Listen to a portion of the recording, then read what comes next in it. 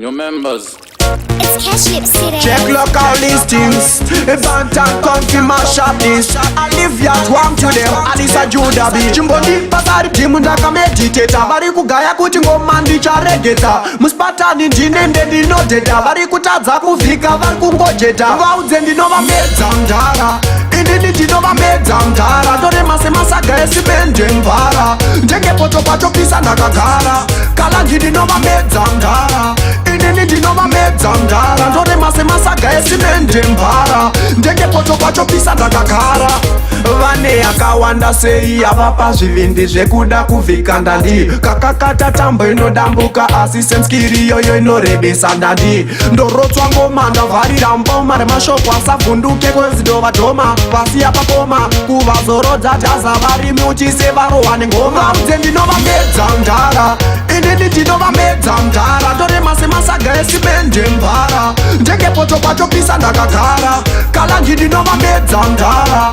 Indini ndinova medza mdara. Ndore masemasaga esimende mbara. Ndenge poto pacho pisa ndakagara. Ndoita senge ndine midzi dzekunigeria. Handibudire group stage unge Algeria. Pane musiyano paParis neMontepelia. Ndovharisa kwese ebheni nerural area. Fangi daliki ndovava kunge galiki. Ndoziva kwadzinobva handimboite paniki. Vaya Christianity handizi sataniki. Mana anoingeti saka havandidariki. Olamitakadis medza mdara.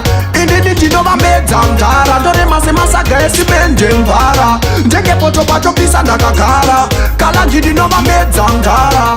Indini ndinova medza mdara. Ndore masemasaga esimende mbara. Ndenge poto pacho pisa ndakagara. Vane yakawanda sei avapa zvivindi zvekuda kuvhika ndani. Kakakata tambo inodambuka asi semskiri yoyo inorebesa ndani. Ndorotswa ngoma ndavharira mboma remashoko asavhunduke kwezidova dhoma. Pasi yapakoma kuvazorodza jaza varimi uchise varohwa nengoma. Udze ndinova medza mdara. Indini ndinova medza mdara. Ndore masemasaga esimende mbara. Ndenge poto pacho pisa ndakagara. Kala ndinova medza mdara. Indini ndinova medza mdara. Ndore masemasaga esimende mbara. Ndenge poto pacho pisa ndakagara.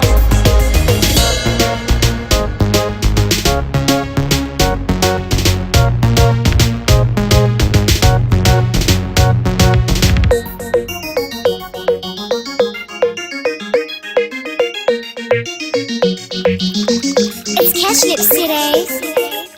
New members.